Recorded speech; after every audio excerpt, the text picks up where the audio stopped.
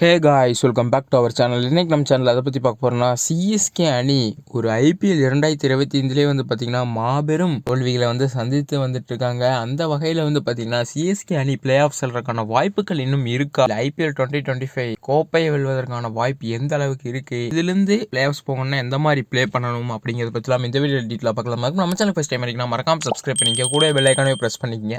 CSK அணியை பொறுத்த வரைக்கும் பார்த்தீங்கன்னா ஐபிஎல் 2025 பார்த்தீங்கன்னா கொஞ்சம் சொதப்பல் தான் அவங்களுக்குன்னு சொல்லி ஆகணும். ஏன்னா ஒரு கப்படிக்காத டீம் டெல்லி ஆகட்டும், லக்னோ ஆகட்டும், ஆர்சிபி ஆகட்டும், ஒரு வேற லெவலான யங் பிளேயர்ஸ் டேலண்டடாக பார்த்தீங்கன்னா கம்பேக் கொடுத்துட்டு இருக்காங்க. பட் சிஎஸ்கே பொறுத்த வரைக்கும் பார்த்தீங்கன்னா லெஜெண்ட்ஸ் பிளேயர் தான் ப்ளே பண்ணிட்டு இருக்காங்க. கொஞ்சம் சொதப்புற மாதிரி இருக்கு சிஎஸ்கே பொறுத்த வரைக்கும். இப்போ பார்த்தீங்கன்னா முக்கியமாக தோனியும் கேப்டனாக போட்டிருக்காங்க, ருத்ராஜை தூக்கிட்டு. இதன் பிறகு பார்த்தீங்கன்னா அதிகமாக வின் வரக்கான வாய்ப்புகள் இருக்கலாம். பட் பார்த்தீங்கன்னா நீ வர்ற மேட்சஸ் எல்லாமே ரொம்ப இம்பார்ட்டன்டான மேட்சஸ் சிஎஸ்கே பொறுத்த வரைக்கும். ஏன்னா கொஞ்சம் ஓரளவுக்கு வின் பண்ணிட்டே வந்தாங்கன்னா தான் கடைசியில் கொஞ்சம் டஃப் இல்லாமல் பார்த்தீங்கன்னா சிஎஸ்கே அணியை பொறுத்த வரைக்கும் பிளே ஆஃப்குள் நுழைய முடியும். ஒரு சில போட்டிகள் மீண்டும் தொடர்ச்சியாக தோல்வி அடைஞ்சாங்கன்னா கண்டிப்பாக பிளே ஆஃப் வாய்ப்பு சிஎஸ்கேக்கு 100% இழக்கிறதுக்கான வாய்ப்புகள் அதிகமாகவே இருக்கு.